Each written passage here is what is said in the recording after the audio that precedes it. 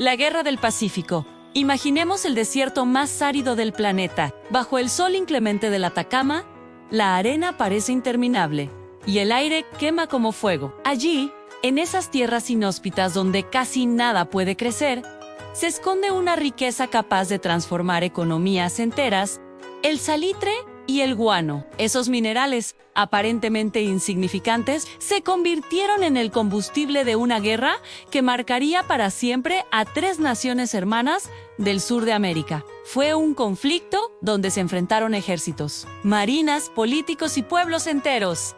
En una lucha que redefinió fronteras y destinos, hablamos de la Guerra del Pacífico, librada entre Chile, Perú y Bolivia entre los años 1879 y 1884. Bienvenidos a Crónicas y Protagonistas de la Historia, el canal donde revivimos los momentos que cambiaron el curso de la humanidad. Si te apasiona la historia y quieres descubrir las raíces de nuestro presente, estás en el lugar indicado. La chispa del conflicto. Para entender por qué comenzó esta guerra, debemos regresar a la primera mitad del siglo XIX. Chile, Perú y Bolivia eran repúblicas jóvenes, recién salidas del yugo colonial, y todas luchaban por definir sus fronteras. El desierto de Atacama, rico en minerales, se convirtió en una zona de disputa constante. Bolivia reclamaba como suyos los territorios hasta el paralelo 23, mientras que Chile sostenía que su frontera llegaba hasta el paralelo 24.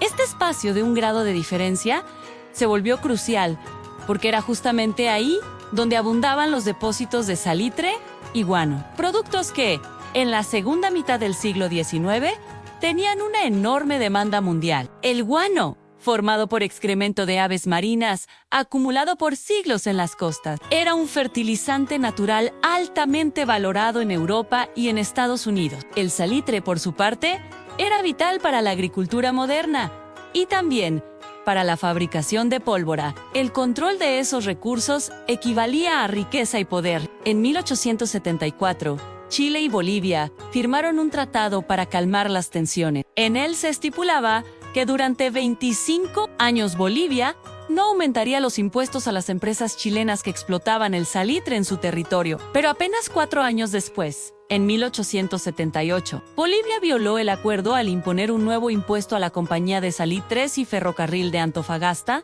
de capital chileno e inglés. Cuando la empresa se negó a pagar, Bolivia confiscó sus bienes. La respuesta de Chile fue inmediata. El 14 de febrero de 1879, sus tropas desembarcaron en Antofagasta y ocuparon la ciudad sin disparar un tiro. Bolivia declaró la guerra y, al tener un tratado secreto de defensa con Perú, este último se vio obligado a intervenir. Así, un conflicto económico se transformó en una guerra regional. Las tensiones internas de Perú y Bolivia. Perú entró a la guerra en una situación delicada. El país atravesaba una crisis económica producto de la caída del negocio del guano, que hasta entonces había sido su principal fuente de ingresos. Además, su ejército estaba poco modernizado y mal equipado. Aún así, el pacto con Bolivia lo comprometía. Bolivia, por su parte, tenía un ejército reducido, mal entrenado y con dificultades logísticas enormes para trasladar tropas desde La Paz hasta la costa del Pacífico. En contraste, Chile, aunque más pequeño en población, había logrado organizar una marina moderna y un ejército disciplinado. Su economía, diversificada y apoyada en la exportación de cobre, trigo y plata, le permitía sostener un esfuerzo militar mayor. El inicio. En el mar, la guerra comenzó en el Océano Pacífico. Tanto Chile como Perú sabían que dominar el mar era fundamental. Sin control marítimo, transportar tropas, armas y suministros resultaba casi imposible en una región donde los desiertos hacían el avance terrestre extremadamente difícil. En mayo de 1879 se libró la famosa batalla naval de Iquique. Aquel día, la corbeta chilena Esmeralda, comandada por Arturo Prat, enfrentó al monitor peruano Huáscar al mando del almirante Miguel Grau. Prat, en un acto de heroísmo supremo, abordó el Huáscar con su espada en alto, pero murió en el intento. Aunque la Esmeralda fue hundida, el sacrificio de Prat se transformó en una leyenda que encendió el espíritu nacional chileno. Sin embargo, El Huáscar se convirtió en el terror del mar durante varios meses. Miguel Grau, apodado el Caballero de los Mares por su caballerosidad y humanidad incluso en combate, hostigaba constantemente a la escuadra chilena, capturando buques de suministros y generando incertidumbre. Todo cambió el 8 de octubre de 1879, en la batalla de Angamos. Allí, la escuadra chilena, al mando de Galvarino Riveros y José Galvarino Condal, logró acorralar al Huáscar. Grau murió en combate y la nave peruana fue capturada. Con esto, Chile aseguró el dominio absoluto del mar, las campañas terrestres. Con el océano bajo su control, Chile pudo trasladar sin problemas a sus tropas hacia territorio enemigo. Campaña de Tarapacá. La primera gran campaña terrestre fue la de Tarapacá.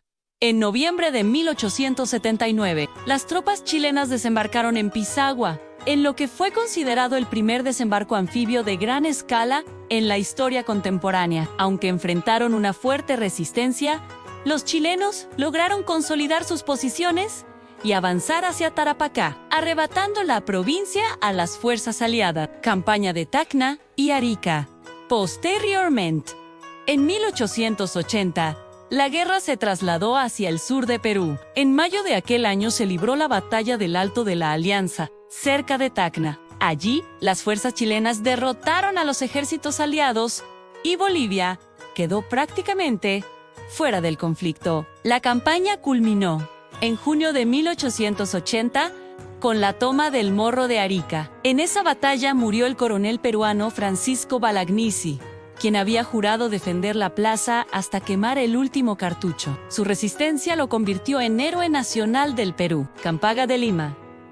En 1881, Chile avanzó hacia la capital peruana. Se libraron las batallas de Chaclacayo y Miraflores, donde las fuerzas peruanas, formadas en parte por campesinos y civiles, intentaron resistir. Finalmente, las tropas chilenas ocuparon Lima el 17 de enero de 1881. Resistencia en la sierra. A pesar de la ocupación de su capital, Perú no se rindió. Bajo el liderazgo de Andrés Avelino Cáceres, conocido como el Brujo de los Andes, se organizó una resistencia en la Sierra Central. Entre 1881 y 1883, Cáceres y sus guerrilleros hostigaron constantemente a las fuerzas chilenas, obligándolas a desgastarse en una guerra de desgaste. Si hasta aquí este relato te ha atrapado, apóyanos con un me gusta, suscríbete al canal y deja tu comentario. En Crónicas y Protagonistas de la Historia, seguimos trayendo los episodios más apasionantes de nuestra memoria colectiva. Tu apoyo es fundamental para que esta comunidad crezca. El fin de la guerra.